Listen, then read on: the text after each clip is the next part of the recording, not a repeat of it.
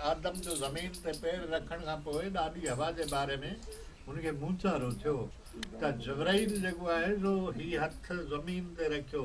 इल्मु रमल खे रेत जो इल्मु चइबो आहे, वारी जो इल्मु। 4 आङुरियुनि जा टुॿका ठही पिया जंहिंमें इल्मु रमल जी 15 शिकिल तरीक़ पैदा थी। उन में 4 ई अंसर मौजूदु आहिनि, छो जो उते ॿुड़ी जो जेको आहे अहमियत वधीक आहे, ॿुड़ी जी, ज़ीरो जी। उन ज़ीरो खे हुन इल्म जे हिसाब सां फ़र्द चइबो आहे, लकीर खे ज़ोज चइबो आहे। मतिलबु आहे त ज़ोज में 2 फ़र्द आहिनि ऐं फ़र्द त अकेलो ई फ़र्द आहे, ॿुड़ी त ॿुड़ी आहे। उन जे इन्हनि तरीक़ शिकिल यानी कि 15 शिकिल मां 16 शिकिलूं ठाहियूं हुयूं आहिनि, 15 ई, बाक़ी पोइ हिते 16 ॿियूं 15 ॿियूं ठाहियूं हुयूं, कुल थियूं 16। हाणे हुन में 4 शिकिलूं जेके आहिनि उहे वरी बि पहिरें, ॿिए, टे, चोथे सां शिकिल सां आहिनि, हुन जा मददगार आहिनि। बाक़ी कुल त कमु उहो ई आहे जेको इल्मु नजूम जो आहे, उहो साॻियो साॻियो कमु आहे। त हाणे हिन रेत जे इल्म में पुराणे ज़माने खां वठी जेको आहे सो हिसाब करणु, हीअ रियाज़ी जा इल्म आहिनि सभई। माना इल्मु नजूम रियाज़ी जो आहे, रूहानी इल्मु कोन्हे। अहिड़े नमूने सां इल्मु रमल बि जेको आहे सो रियाज़ी जो आहे, हिसाब जो आहे। ऐं हिननि शिकिलनि ते हिसाब कयो। इन्हनि जो असुलु नालो छा आहे? हिसाब जो असुलु नालो छा आहे? हाणे असुलु जीअं इल्म जे लिहाज़ सां त रमल आहे, ऐं ॿिए असुलु नालो, असुलु हिन जो नालो आहे हिंदसा। हिंदसा, हा, हुनजा आहिनि जेके हिंदसा, माना हिकिड़ी लाइन जेका ॿारी ॿारी जी वञे थी उनखे हिंदसो चइबो आहे इल्म में। ऐं 15 शिकिल में अचे थी उनखे मीज़ान चइबो आहे, यानी कि तराज़ू। उन मां नुक़्तो खणी ऐं अॻिते वञिबो आहे। जेकॾहिं उहो नुक़्तो जंहिं शिकिल सां ठहिकंदो, हिन में अमहाट ऐं इहे 2 मथियां हिसा हूंदा आहिनि। उन में जेको आहे सो जिते बि टुॿको वञी बीठो, उहो ज़मीर जो आवाज़ु आहे, माना जेको साहिल आहे उनजे अंदरि जो दिलि जो आवाज़ु आहे। पोइ जेको आहे सो रमल वारे इहो ई ॿुधाईंदो आहे त तुंहिंजे अंदरि में हीअ आहे, त उहो मुतमैन बिल्कुलु थी वेंदो आहे। पर इल्म जी महारत न हुजण जे करे असांजा धुका कॾहिं लॻनि था ऐं कॾहिं कोन था लॻनि। थी सघे थो आगाटे ज़माने में एॾा वॾा माहिर हुआ इन्हनि इल्मनि जा, जिन जी ॻाल्हि हरूभरू ग़लति कोन थींदी हुई। पर असीं अणसिखिया सिखियल थी ऐं किताब खोले था वेहूं, असां वटि माण्हू था अचनि उनखे मुतमैन करण जे लाइ। इहो इल्मु लथो कंहिं ते? इहो दानियाल अलैहिस्सलाम ते। के हज़रत इदरीस जे बारे में चवनि था? उहो आहे इल्मु नजूम, सितारनि जो इल्मु। हीउ शिकिलनि जो इल्मु जेको आहे, रेत जो इल्मु, इहो जेको आहे सो हज़रत दानियाल अलैहिस्सलाम जो आहे। हाणे वरी रुघवीर सिंह लखनऊ जो हो जंहिं इन इल्म जे बारे में किताब लिखियो आहे। हाणे हुते हू लिखे थो, छो जो हू हिंदू आहे, हुन पंहिंजे पाण लाइ छिकियो आहे त हज़रत दानियाल खे तम हिंदी सेखारियो हो। हाणे इहा ॻाल्हि त हू पंहिंजे मज़हब जे हिसाब सां छिके वञे थो, त उनजो उस्ताद जेको आहे सो तम हिंदी आहे। न पर असां सम्झूं था त ही रब जे तरफ़ां हिननि जी नबूअत खे क़ाइमु, जीअं हज़रत मूसा खे आसालत हर हिकु नबीअ खे का न का शइ करामत तौरु ॾिनी वई हुई। हा, उन मुताबिक़ जेको आहे सो हज़रत दानियाल खे रेत जो इल्मु रमल जो, ऐं हज़रत इदरीस अलैहिस्सलाम खे नजूम जो इल्मु, ऐं ॿिया बि काफ़ी इल्म जेके आहिनि अलाह खां इन नमूने सां हिते आया आहिनि, नबियुनि जे वसीले ते। उन जे करे जेका पाएबंदी विधी वई त भई इहे इल्मु नाजाइज़ आहिनि, न करियो, उनजो सबबु ई इहो त हिकिड़ो माण्हू डॉक्टर थी थो विहे, उहो असल में डॉक्टर आहे कोन, त मरीज़नि खे नुक़सानु थो पहुचाए।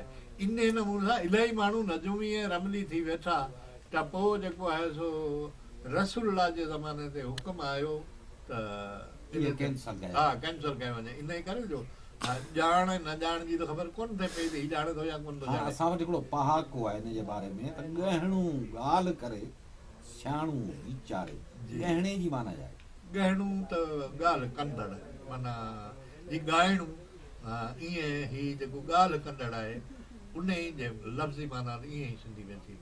गहणो टिपणे वारे खे बि चयो वेंदो। हा, इनखे छो जो गहणो जी ॾे। हा, इहो त आहे न, मिसाल हाणे हू ॻाल्हाए थो, जेको अॻियां किताब ॾिसी पुछे त कंहिं कमु कोन थो। तंहिंजे करे हाणे इहो ॻाल्हाइणु चओ, गहणू चओ, मतिलबु आवाज़ कढंदड़ सुवालनि जा जवाब ॾींदड़ जी हिन धरतीअ जी इंसानी आबादी किथां खां शुरू थी? इहो त हाणे जी मिसाल तौरु तव्हां पंहिंजे किताब में लिखियो आहे त हज़रत आदम श्रीलंका में पेर खोड़िया।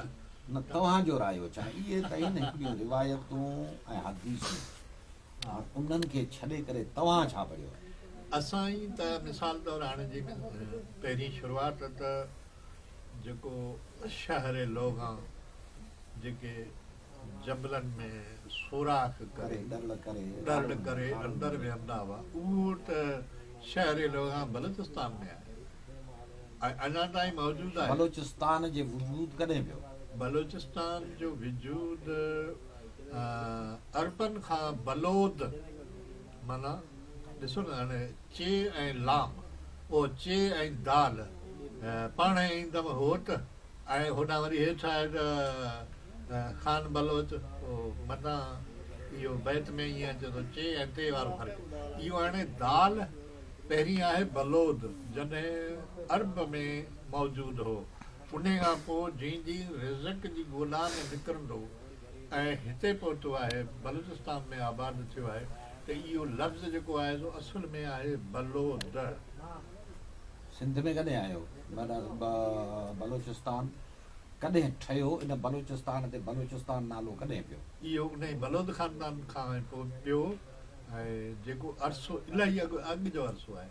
हाणे हिकिड़ा माण्हू चवंदा त न जेका आहे इमामनि जी जंग खां पोइ जेको आहे सो ही हिते आया आहिनि, न पर इहा ॻाल्हि कोन्हे। ही कुरैश ख़ानदान खां बि मतिलबु त रसूल खां बि अॻे, छो जो अरबन में हिकु तारीख़ मिले थी जंहिंमें कुरैश ख़ानदाननि सां बलोचनि जी या बलोद ख़ानदान जी लड़ाई थी आहे।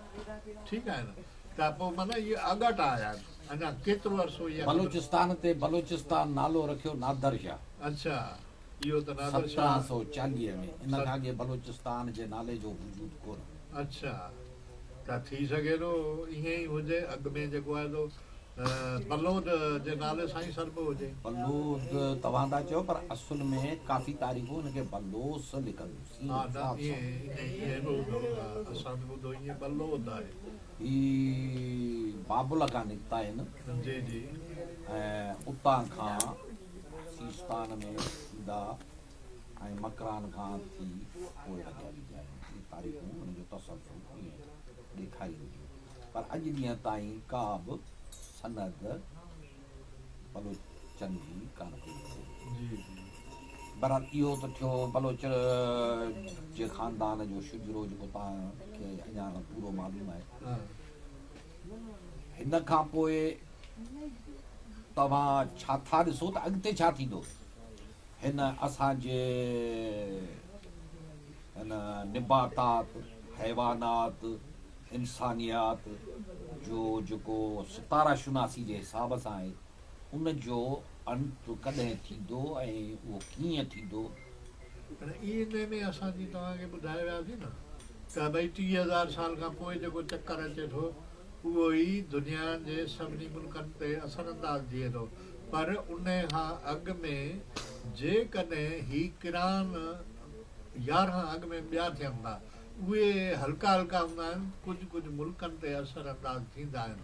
जीअं हींअर वारो जेको आहे माहौल, इन में थिए थो त फसाद थियणु आहे। फसाद न गरम इहो सर्द दौर कॾहिं ईंदो? हा, सर्द दौर खे अञा देरि आहे। घणी फसाद खां पोइ थींदो न अंदाज़न हाणे इहो त नथो ॿुधाए सघे। हिंदुनि बकौल 4,80,000 या लॻभॻि इन जे क़रीब कल युग पूरो थींदो, जंहिंमां 4 खां 5,000 साल समाप्त थी चुका आहिनि।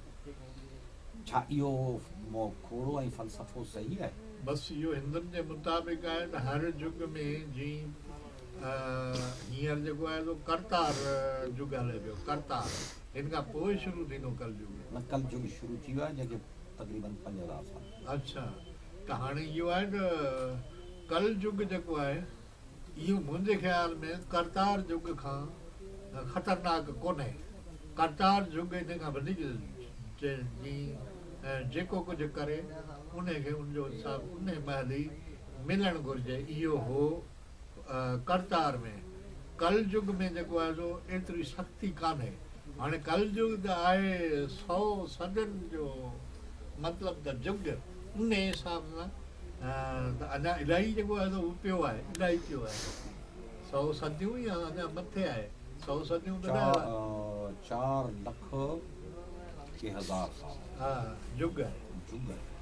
हा हिकिड़ो युग आहे त पहिरियों आहे सतयुग, द्वारपुर युग, त्रेता युग, कलयुग। अच्छा ये टोटल आहिनि 42 लखनि ते मुश्तमिल।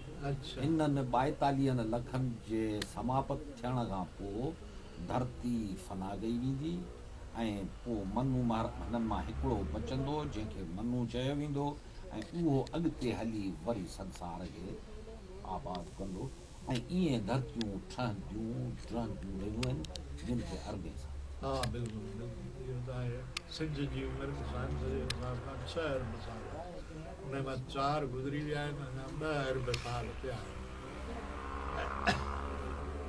असांजी हीअ अॼु कचहरी जी देह नीलोफरी, ॻोठ ग़ुलाम हैदर लग़ारी, तपा ढालू, तहलका झंडो मरी, ज़िला टंडोलया में हिकु तमामु ॾाहे अज़ीम इंसान, हकीम, मुसमरिज़म, हिप्नाटाइज़, टेलीपैथी, पामेस्ट्री, नजूम, रमल, इल्म तावीज़ात, हब्ज़ात, हाज़रात, जाफ़र, इल्म अदब, शाइर, मोहतरम व मुअज़्ज़िज़ जान मोहम्मद जहांगीर, जेको पंहिंजे इलाइक़े खां अलावा हिंद सिंध में सुञातो वञे थो, उन सां असांजी हीअ कचहरी थी ऐं इन हीअ कचहरीअ सां असीं पंहिंजे हिन महफ़िल खे इख़्तिताम पज़ीर करियूं था ऐं इनखे आख़िर में एंड करियूं था।